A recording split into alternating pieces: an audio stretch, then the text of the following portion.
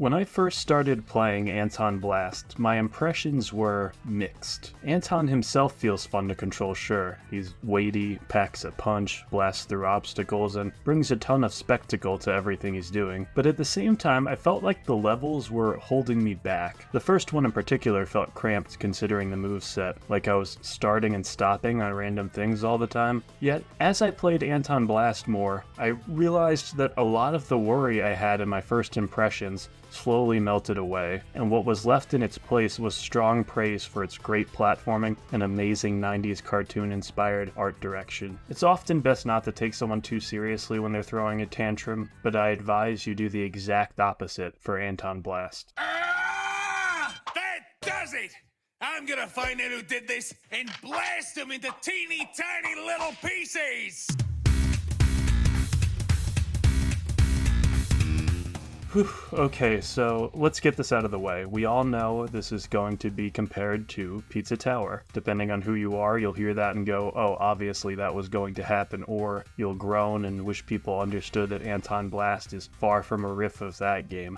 I understand both of these perspectives, but I invite Pizza Tower into the conversation not because I think either is a ripoff of the other, but because both clearly share a common ancestor in Wario Land 4, and it's interesting seeing the ways both games took that inspiration and did different things with them. Compared to Peppino, Anton's moveset has much less verticality, which is probably not surprising considering that one move in Pizza Tower lets you just go up infinitely. Rather, Anton is content with staying closer to the ground and shoulder charging his way through anything that dares cross his path. One of my favorite moves in his toolkit is the ability to mash the ground with your hammer to get a bit more height in your jump, and there are a lot of environments that will expect this mechanic of you. Besides the hammer jump, you can also chain shoulder charges together to build up power, letting you effectively destroy every block-shaped thing in your line of sight. Destroying crates feels good, a fact the game is very much aware of as it puts them everywhere. Just be careful not to do this all the time because you'll need to stand on top of some of them to get to secret areas. Every environment has them, and yes, it's always frustrating when you destroy them before you realize what just happened. Speaking of environments, platformers live and die on their environmental variety. More so than most genres, I mean. And I'm happy to say this is an area where Antonblast clearly excels. Each area is quite distinct. There's different obstacles like these bombs that you have to carefully position next to blocks, these monkeys that swing you, and these rails you can grind on. The biomes themselves are visually different too, and new enemy types punctuate all of them. This all sounds like basic stuff any title should have, but in an age where half the stuff I download off Steam has one area that looks like the entire game, it's worth pointing out just how diverse the trek through this game is. And as much as I liked Astrobot this year, I was disappointed at how often I encountered the same enemies in every level of the game. Underwater levels are notoriously boring for most titles, but fortunately Anton and Annie control surprisingly well underwater. You don't feel sluggish or anything like that. You move directionally instead of spamming A to swim upward, and you can even aim your dash attack. Neato. My favorite level of the bunch has to be this one, as the happy hour section felt especially frantic, and I was hurtling over things at an incredible speed trying not to step in lava the entire time. It was enthralling. Happy hour is the escape half of every level where there's slight layout changes and a ticking timer you need to outrun as you backtrack through each stage. These are scary but really fun when you're performing all the right moves in sequence. If backtracking sounds boring to you, don't worry, as the levels are all designed with happy hour in mind, which really makes you appreciate the level design that much more since they had to account for people going through them multiple times. That's something I said in my Pizza Tower review, and it's something I'm repeating here because it applies to both. Like Wario Land before it, the levels are not linear, requiring you to pull switches, mash buttons, and hit blocks to open up pathways in previous segments. If you're worried about getting lost, don't be. I get lost super easy in games, and I was able to navigate Anton's levels surprisingly well. There are often giant environmental cues to show you an area that just opened up, like a massive splattering of blue paint. Antonblast saw the yellow paint problem plaguing most games, and to fix it they ended up using blue paint. It was genius, really. The variety extends beyond just the places themselves.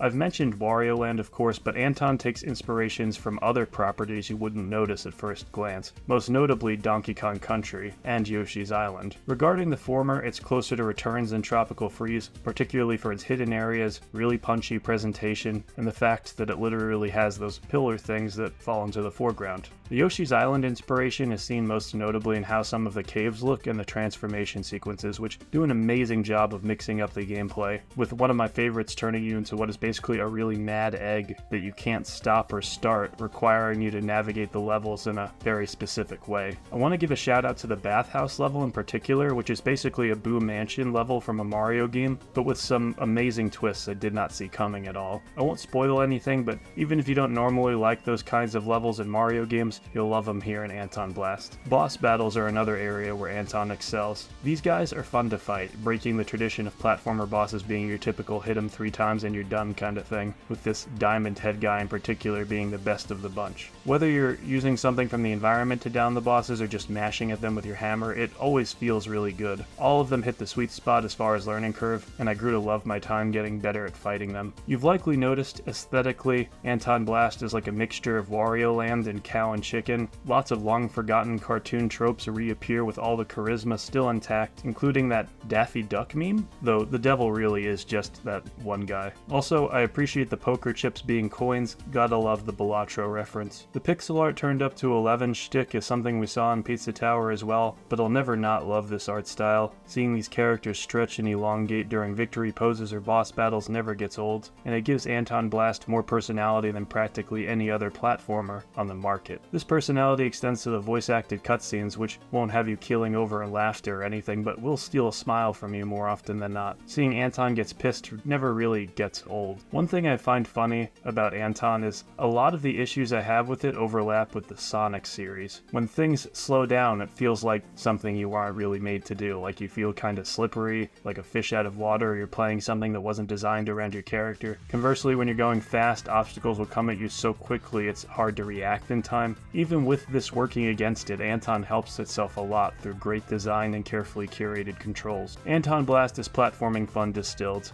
I've been tempted to use the word bombastic about 11 times in this review because that really is just how Anton feels to play. I can nitpick it, sure, the camera could be zoomed out a bit more. There's a lot of visual noise that makes it hard to decipher at a breakneck pace when you're dashing through these levels super fast, and the length of the game leans on the shorter side. Still, it's gonna make the front page of many YouTube thumbnails for the foreseeable future as one of the indie platformers you must play, and for good reason. Anyone who considers themselves a fan of platforming indie games would be remiss to pass up on Antonblast.